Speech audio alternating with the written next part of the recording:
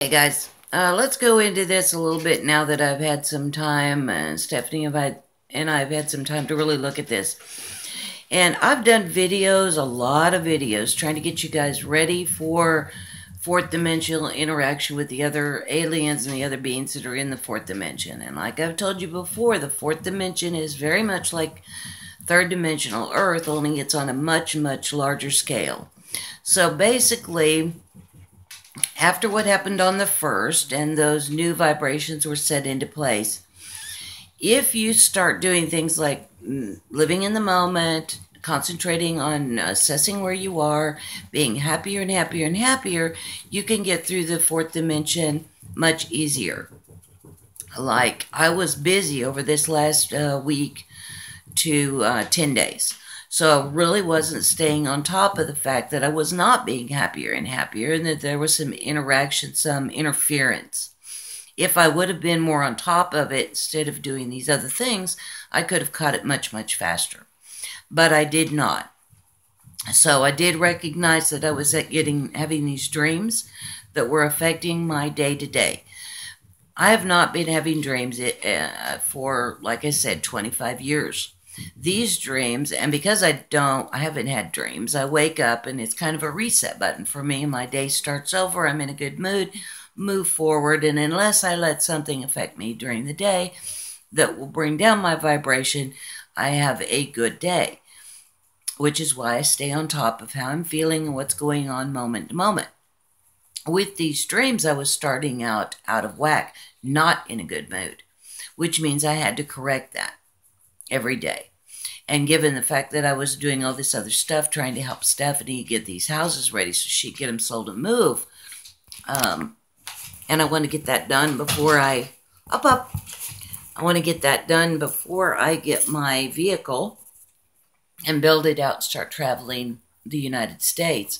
So I really have been working on doing that as fast as possible also because the heat is going to hit here. And you guys all know how the heat affects me. I can't get stuff done outside. So I've been working really, really hard, not paying as much attention as I normally do and as I should on where my feelings stand and what I'm creating, which allowed this other to take place. So now that I've caught it, got the work done, I'm at a place where I can go back to being how I normally am, and was analyzing this stuff, caught it. And then Stephanie and I had our conversation. I also spoke to Steve about it. And as you guys know, he is a long-term human. He has also been having dreams that have affected him negatively over the last week, is what he says, 7 to 10 days. Mine started about 14 days ago, got really intense over the last week. So as we delved into this, what we found out was once I corrected the vibration, was able to communicate with the other side again, is that this doesn't have anything to do with any kind of beings that are on planet. These are from a different planet out in the fourth dimension. This is a broadcast that they do, like I've said. Fourth dimension is a very, very big place. This broadcast is something that they do with planets, and it's used as an assessment tool. These beings are what I would call in the fourth dimension on the gecko side, and they do this. They send out this frequency, cover a planet with it, and let it run, and then the vibration or how the people react is how they make their assessment on each individual human being. So my understanding is if you are in the realm of fourth dimension gecko, that is what your direction lies, and that's the direction that you're going to go to, that this broadcast will actually make you feel good, make you feel better, relieved. If you are a fourth dimensional pigeon, it will make you very, very uncomfortable, make you almost ill. And if you're going somewhere else, like all the 5D people, it will make you not feel good either. And that can range anything from just uncomfortable to very, very, very uncomfortable. And they use that response as to who to target to basically get on their side. So depending upon how you respond to this broadcast, They will decide whether or not you just not pay any attention to you at all, whether or not to target you to convince you to come towards them, come and be a part of their civilization, so to speak, or whether or not you are going to be an adversary worth them nabbing and putting on a slave planet. Don't freak out. The fourth dimension is a big place. There are a lot of different civilizations that are going to have different ways of assessing humanity now that they're vibrating in the fourth dimension. And they'll try to make their play and convince you to go with them. Okay? Just like in the third dimension. There's all kinds of things on the planet that there are different individuals that will try to convince you to come and join their team, their group. Okay, you know that. Well, in the fourth dimension, now there are planets and planetary systems that will do the same thing. It's like 3D Earth, only much larger. And what is happening right now with this broadcast is this is one civilization, one group, using their main tool to assess a new planet as it comes into the fourth dimension. And that's how it's playing out. Now, what I did is I use stones,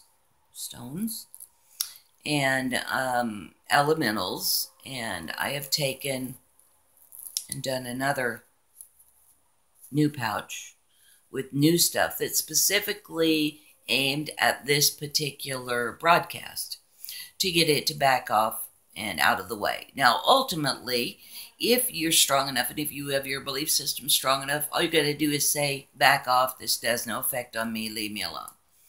However, and I know this, however, obviously it's sneaking in on the back road, so I'm calling for assistance with these other things. But I wanted you all to know that that broadcast is right now going, and I wanted y'all to know that there'll be many more different things that will be implemented by these other civilizations to find out whether or not you are going to be a good candidate for their advances, whether or not they're going to want you to join their group, okay? Which is why all of these videos up until this point, I've tried to get you to understand who you really are in a way that you can center to go to the fifth dimension if that's where you're going to go. If you're going to be in 4D, then there are two major groups, the geckos and the pigeons, and within those there are many groups, just like there was in 3D Earth, okay, for you to choose from. I am not saying, and I will never say, that going to 5D, staying in 4D, or even continuing on and going back to another planet that's in the third dimension, any of those are better than any other ones. They're all valid experiences and are good to add to the whole. What I'm doing is telling you what's going on. Okay? That's all. So if you're having these feelings, what happened to me basically was what happened on the January 1st. It took a lot out of me. It was a big thing. So it took me about 4 weeks to recover from that. Then I had a really good, I don't know, 2 to 4 weeks, I'd say, where I was really rocking and rolling and getting used to those new vibrations. And then it looks like this new broadcast hit and kind of interfered. And because I wasn't on top of my watching what my vibrations was at, it affected me, which is fine because that means that I was able to identify it, fix it, and get it out there and tell you guys about it, which is fine and dandy. Also on this video, Jeannie had found this lady, and I guess I probably should say her name, but if y'all want to, I'll let you know, or she'll watch this video and she can type it down in the comments. And she does read vibrations and timelines. She does it from this perspective out. And I just wanted to touch on that a little bit because I didn't, you know me, guys, I don't go watch other people's games much. I don't watch the other, don't go study anybody else's because I've got my own, and quite frankly, it keeps me kind of busy. But she is aware of the vibratory, how to read vibrations. What I found interesting is what that I felt like I should talk to you guys about a little bit is that she's definitely drawn to really horrendous events. Like she was talking about on the thing that Jeannie sent me, these events that are a lot of loss of life. Okay. And she's very aware that the government is aware of these events that are going to occur and that they're prepared for the cleanup, for the aftermath. And that she was very unhappy with that the government knew these things were going to happen, and were prepared for the aftermath, but did nothing to warn people or to do anything about it beforehand. But I wanted to let y'all know that there are timelines where the government does warn people, where they are avoided. But in the timelines, when you're scanning infinite timelines, infinite possibilities, those timelines don't stick out.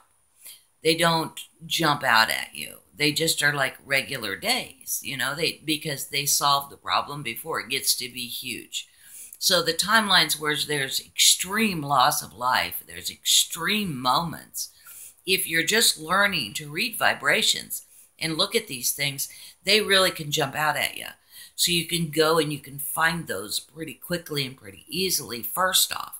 But I want you to know, as you learn to do this, which eventually you will, understand that even though those are the things that you see first, because there's so much energy around them, they're such big events, they're world-changing events with a lot of loss of life. And that makes them really noticeable. But every time that occurs, there are other infinite timelines where it never occurred at all, where it was stopped by this or that, or it was done a different way, or someone found out about it before it occurred. Changes were made in many, many different ways. And those options are available as well. Now, she talks about it, just like other people talk about it, on potentials, that these are potential optional timelines. Now, I don't see it that way. I understand why people do call it that, but to me, that's from an individual standpoint, there are potentials for you to experience. But as a whole, to the all that is, they all are very much real. It's just whether or not you take a part of your consciousness and delve into them and become one with that particular timeline and that particular dimension in that particular moment. That's what makes it real to your consciousness. But from a perspective of the all that is, all of them are real. All of the infinite options are real. They are potentialities to your consciousness, your aspect of the all that is, that make it seem like it's only a potential for you. Okay? Hopefully this is making sense. It's kind of like, that question that you get in philosophy class, if a tree falls down in a forest and no one's there to hear it, does it make a sound? Well, yes, it does make a sound. And if you think vibrational, and it is all vibration, you being in the forest in human body, you translate that you're in a forest with a tree that falls down, that makes a crash, by looking through your eyes and listening through your ears and possibly feeling stuff with your skin, smelling the forest with your nose. All those things are vibration that you're interpreting through your five senses. If you're not there in human form, all of those things still exist, only they exist on a vibrational way, and you will experience them in a much different way, but they all still exist, including the tree falling down and making a crashing noise. It's just that you won't filter them through the five senses of a human body. Okay? That's the way it is with all of the infinite timelines. They all exist. They're all happening. All of it is available. Whether or not you choose to experience each moment or each individual timeline, or what people call potentiality, through the senses of a human being, or even through the experience of your higher self, is up to you. They're all there. And in the all that is, if you were to momentarily merge back into source, they would all be equally real to you. Does that make sense? And this is frequently how psychics work, that they'll be drawn to these big events, these big moments that are potentials for a human, an entity in a human body to experience. And either through fear, they'll send out the vibration, which will take them to the timeline where they'll experience it, or being warned by, they may avoid it. The person may avoid it altogether by focusing and saying, no, that's not a timeline that I wish to experience. You see. So, yeah, I just wanted to talk on that a little bit. I'll go deeper into that in other videos as I go into website videos. There's so much excitement to be had in that regard. So, yeah, hopefully that explains a little bit better about this broadcast, and that it's just that's just one civilization on one planet, guys. You're in the fourth dimension, then. There are, oh my God, millions of civilizations that interact in these ways, millions upon millions in the fourth dimension, and since the Earth is a new fourth dimensional vibratory creation, all these entities are going to try to win the human beings over to their side. So if you want to be a part and experience the fourth dimension, you still need to be centered about what kind of experience you want to have, and be very much aware of where you stand and how you are creating this or choosing the timelines and the collective consciousnesses that you would like to interact with, or how to stay centered, move towards what you really want if you're going to the fifth dimension. All of those videos that I gave you while you were in the third dimension and the lower vibrations of 4D now become very, very important as you work your way through deciding where you want to be in the fourth dimension or move through the fourth dimension into the fifth. Okay? Alrighty then. So that's it for this one. I hope to see you over on my website. We did try to do a group talk with GoToMeeting, but my internet is so slow that it's not going to work until I can get somewhere where I have better internet. So what I'm going to try to do next is I'm going to try to do YouTube Live, where people can type in interactions and questions, and then I'll have Stephanie monitor the questions so that we can still have some way of communicating. I'm thinking pretty much as it stands right now at the beginning, I think that's going to be a free interaction, that there's not going to be any expense on that. To introduce people to talking to me, we get some interaction back and forth, that people can see what I'm all about and how I operate. Introduce them to me, introduce you guys to me. So I'm going to try that next, because I really want some way that we can interact more as a group, more regularly, besides the forums. Of course, there are the forums that we can write back and forth with, that I'll stay on top of. But I'd also like that. So that's the next thing. If it does work, I will make an announcement on a YouTube video to tell you the what and when and where, so that you can come and join me.